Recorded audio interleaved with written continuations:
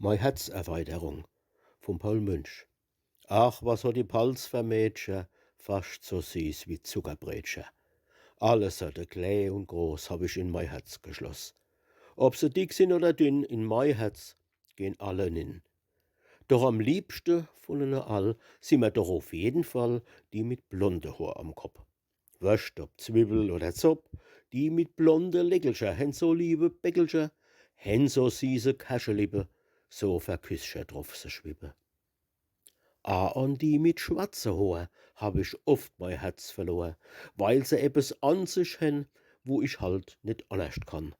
Ach, ihr Aare sind so groß und so locker und so los, und man wird vor Lieb me schucke, wenn man do enei tut gucke. Und ich möcht se all Halse vorm Kiss auf se schnalze. Aber die mit rote Bärste lieb ich glaub am allermehrste. Denn ihr Backe sind so rund und so fest und so gesund, und es Küsse schmeckt so gut, dass mir schier mein Maul als Blut.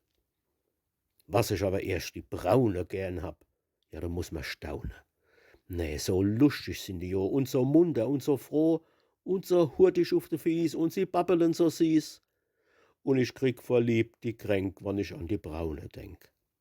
Kurz und gut, jede Sort kommt in meiner Brust zu Wort.